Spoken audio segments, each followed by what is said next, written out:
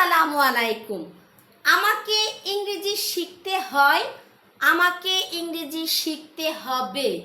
কথা দুইটা একেবারে কাছাকাছি হলেও গঠনগত দিক থেকে এবং ইংরেজি স্পোকেনের ক্ষেত্রে সম্পূর্ণই আলাদা। সো এটা আমরা একটু বোঝার চেষ্টা করি এবং হাজার হাজার বাক্য তৈরি করার স্ট্রাকচারটা জেনে নিই।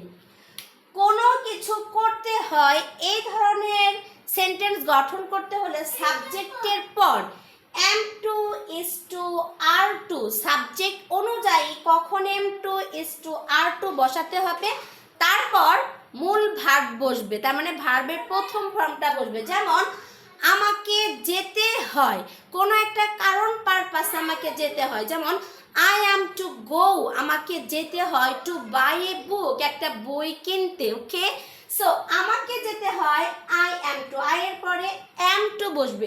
আমাকে যেতে হয় I am to go, এই যে ভার্বের প্রথম রূপ go, I am to go।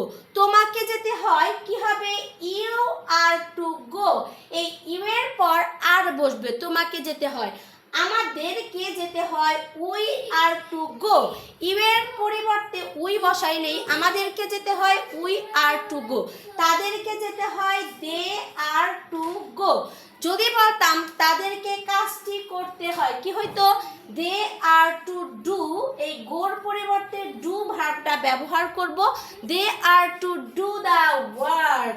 তাদেরকে সমস্যাটার সমাধান করতে হয়, কি হবে দে আর টু, গোর পরিবর্তে manage, they are to manage the problem or they are to solve the problem.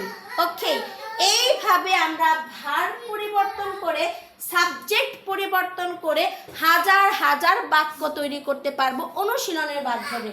তাকে যেতে হয় হি ইজ টু গো, তাকে দৌড়াতে হয় হি ইজ টু রান, তাকে মাঠে দৌড়াতে হয় he is to run in the field, তাকে গাড়ি চালাতে হয় he is to drive the car. Okay, এখন কোনো কিছু অবশ্যই করতে হবে, করা ছাড়া উপায় নাই, অবশ্যই করতে হবে, এরকম ক্ষেত্রে সাবজেক্টের পর হ্যাভ টু অথবা হ্যাজ টু, তারপর মূল ভার্ব বসবে। যেমন আমাকে যেতে হবে, আই হ্যাভ টু গো, আমাকে যেতেই হবে। কোথায় যেতে হবে, I have to go to school, স্কুলে যাওয়া ছাড়া আমার উপায় নাই, তার মানে কি I have to go to school, আমাকে স্কুলে যেতে হবে।